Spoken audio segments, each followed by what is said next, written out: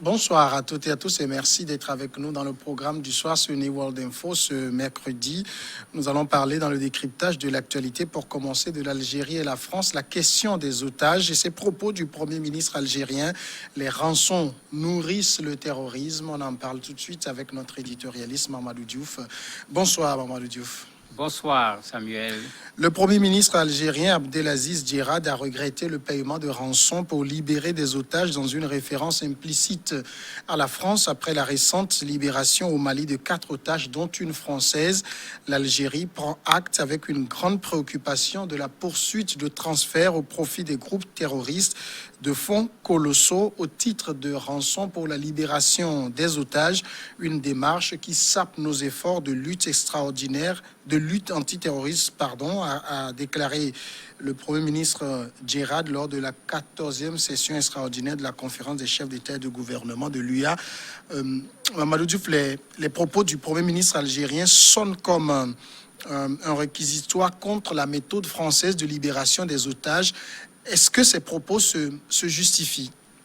Oui, ces propos se justifient pour deux raisons. La première raison, c'est que malgré les démentis qu'on a toujours eus du gouvernement français et d'autres gouvernements européens, les preneurs d'otages eux-mêmes disent qu'ils ont été payés et ils donnent même la facture. Sur le dernier cas où il y avait des otages français, quand on regarde dans les médias maliens, l'Indépendant, au journal malien, dit qu'ils ont payé entre à peu près 10 et 13 millions d'euros. Mais ce qui est une somme colossale parce que ça ne fait pas moins de 10 milliards de francs CFA. Et ce n'est pas la première fois. La France a payé pour des otages. Si on se rappelle encore, c'était au Niger, par l'intermédiaire du Mali. Ils ont payé au niveau de la Syrie par l'intermédiaire de la Turquie, des services secrets turcs. Et tous ces éléments, vous les retrouvez déjà écrits dans des journaux, dits par des spécialistes de la question. Et c'est vrai que ça dérange puisque l'Algérie est un peu pour la méthode forte. L'Algérie pour la méthode forte, pas pour la négociation. La seconde raison, il se trouve que parmi les otages qui ont été libérés, il faut d'abord rappeler que l'Algérie a toujours été contre le système d'échange des otages avec des prisonniers. Ils avaient dénoncé quand les gens discutaient, quand ça a eu lieu, ils ont également dénoncé. Et ils semblent avoir eu raison parce qu'ils ont attrapé à nouveau un parmi ceux qui avaient été libérés, en particulier Moustapha Derar, qu'ils ont eu à attraper à Tlemcen. Et le monsieur leur a donné plein d'informations également sur cette question. Et la télévision algérienne publique, qui généralement ne s'intéresse pas trop à ce genre de questions, a fait passer même une vidéo montrant ces gens en train de dire effectivement que la France a payé des rançons. Donc ça revient encore à créer des difficultés dans la relation entre l'Algérie et la France, des relations qui n'ont jamais été au beau fixe. Il y a toujours des hauts et des bas. Justement, cette reconnaissance par Paris de payer des rançons, Paris a toujours nié. Mais oui, la dernière fois, Jean Castex a été très clair. Il a dit qu'ils n'ont pas participé à la négociation, ils n'ont pas payé de rançon. Ce qui est vrai, généralement, ce n'est pas le gouvernement qui paye la rançon. Quand on a pris les Français au Cameroun, tout le monde sait qui a payé. Quand on a pris les gens au Niger, tout le monde sait quelle est l'entreprise. Quand on a pris les travailleurs de Areva, tout le monde sait qui a payé la rançon. Mais il y a bel et bien eu paiement de rançon. Quand vous regardez, par exemple, ceux qui travaillent sur ces questions de sécurité au niveau du Sahel, autour de la Tchad, même le WANEP qui a organisé tout récemment un atelier sur la question dans un hôtel de la place, mais les spécialistes ont été très clairs. Une des meilleures sources de financement du terrorisme, c'est la prise d'otages. D'ailleurs, dans les témoignages que les gens donnent, parce que Al-Ghali a reçu les prisonniers, il leur a dit, vous voyez, c'est la meilleure méthode pour gagner de l'argent. On ne se fatigue pas trop et on gagne beaucoup d'argent à la fois, et il a raison. Parce que quand quelqu'un se retrouve avec une dizaine de milliards du jour au lendemain, en plus, on te renvoie 205 personnes parmi tes combattants. 205, c'est le chiffre le plus petit, puisque d'autres donnent un chiffre plus grand. Mais ils ont gagné à la limite sur tous les côtés par rapport à cette opération, même s'il y a 4 otages qui ont été libérés. En même temps, face à la question du terrorisme, pour faire libérer des otages, c'est très compliqué. Est-ce que les États peuvent se risquer à refuser des demandes des preneurs d'otages? Mais bien sûr, ils peuvent se risquer à dire non, on ne va pas collaborer, on refuse de payer la rançon, mais il va falloir qu'ils assument à ce moment la conséquence, particulièrement auprès de la famille de ceux qui sont pris en otage, mais également au niveau de leur opinion publique.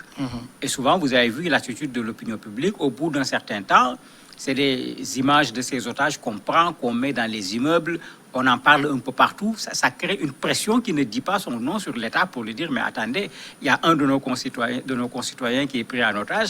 On ne peut pas s'asseoir ici à attendre qu'on nous dise un jour qu'il est mort pour qu'on dise que voilà, l'État n'a rien fait. Il faut agir avant qu'il ne soit trop tard. Agir, c'est quoi? Soit c'est une opération militaire.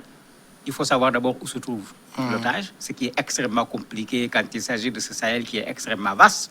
À défaut de l'opération militaire, c'est de prendre contact avec un certain nombre de personnes qui sont connues à la matière pour cela et qui sont là, qui ont pignon sur rue. Si tu prends contact avec eux, ils sont en mesure de prendre contact avec les preneurs d'otages. Vous donnez d'abord ce qu'on appelle une preuve de vie, parce qu'avant de payer, il faut s'assurer que l'otage est bien vivant. Et ensuite, ils jouent l'intermédiaire pour que vous puissiez retrouver vos otages, mais il y a la rançon à payer et certainement il y a le service à payer pour l'intermédiaire. Est-ce qu'on n'est pas finalement dans une hypocrisie de lutte contre le terrorisme? Eh bien, il y a beaucoup de gens qui le disent clairement. Et c'est ce que le Premier ministre algérien dit indirectement. Parce qu'il dit on est en train de lutter contre ces gens, on est en train de les combattre, on est en train d'investir en disant qu'on lutte contre le terrorisme. Mais si tu donnes à ton adversaire 10 milliards de francs CFA, et tu sais ce qu'il va faire avec les 10 milliards. Parce que le Dérard dont je parle, il n'est pas le seul. Les Algériens ont attrapé encore un autre. Parce que parmi ceux qui ont été libérés, il n'y avait pas que des Maliens. Il y a également des Algériens. Lui, il témoigne que quand on les a libérés, on les a fait quitter Bamako par avion militaire. On les a déposés auprès de la MINUSMA au nord. C'est la MINUSMA qui les a mis à la disposition du MNLA. C'est le MNLA qui les a amenés vers un camp de transit où, après quelques jours, ils ont été remis à des gens de Iyad Al-Ghadi. Ça veut dire qu'il y a toute une machinerie qui a été mise en place pour libérer ces gens. Je ne sais pas si vous avez vu les vidéos ou bien les photos. Iyad Al-Ghadi a reçu ces 205 personnes avec un banquet royal.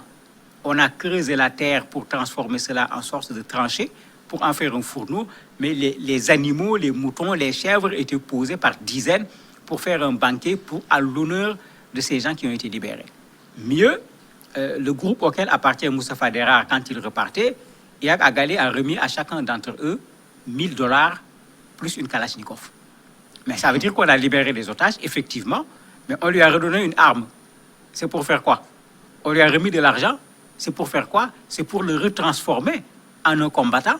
Et après, on va se remettre encore à investir de l'argent pour recombattre ces gens à qui on a donné les moyens de se renforcer pour combattre ceux qui disent qu'ils les combattent. Effectivement, on se pose en ce moment la question, finalement, est-ce qu'on combat ou est-ce qu'on nourrit le terrorisme? Et c'est parfois les questions difficiles qui ont été posées par le chanteur malien Salif Keïta. On s'est fâché contre lui. C'est vrai qu'il l'a fait de façon très forte, mais aujourd'hui, tous les analystes qui travaillent sur la question disent clairement que les trafics d'armes, les trafics de drogue, les raquettes que les terroristes font, ce n'est pas ça qui leur permet de pouvoir persister pendant autant d'années, de pouvoir payer des salaires, de pouvoir payer des motos qu'on met à la disposition des jeunes qui acceptent d'être recrutés. Tout le monde sait que c'est énormément d'argent et une bonne partie de cet argent provient plutôt de ces prises d'otages avec les rançons qui sont payées. Et toutes ces informations peuvent également relancer une autre question. Quand, par exemple, l'une des personnes qui fait le témoignage au niveau de l'Algérie dit que les négociations ont eu lieu entre la France, Iyad Al-Ghali et le Mali, c'est qu'on sait où se trouve Iyad Al-Ghali. En tout cas, l'intermédiaire d'Iyad Al-Ghali qui prend régulièrement contact avec lui, on sait où il se trouve puisqu'il y a des moyens d'écoute. Délibérément, on choisit de ne rien faire. Ben, c'est parfois la grosse équation. On nous avait fait croire que les avions AWACS, il y avait du matériel extraordinaire. Je me rappelle, on était encore plus jeunes. À l'époque, il y avait l'embargo sur la Libye. Ils disaient qu'ils avaient un matériel qui leur permet que même quand quelqu'un est dans sa salle de bain en train de prendre sa douche, on est capable d'identifier, de voir la personne, etc. On a vu la traque américaine quand il y a eu des attentats lors du marathon qui avait eu lieu. Les gars étaient allés se cacher dans un bateau sous une bâche. D'un point de vue thermique, ils avaient pu, avec des avions, déterminer la présence de l'être humain. Et c'est ainsi qu'ils ont pu venir et attraper cette personne. Mais comment se fait-il que quand il s'agit du terrorisme, quand il s'agit de prise d'otages au Nigeria, on a pris des centaines de filles, on se déplace avec des camions, les radars n'ont rien vu, les avions AWACS n'ont rien vu, le système de communication n'a rien perçu.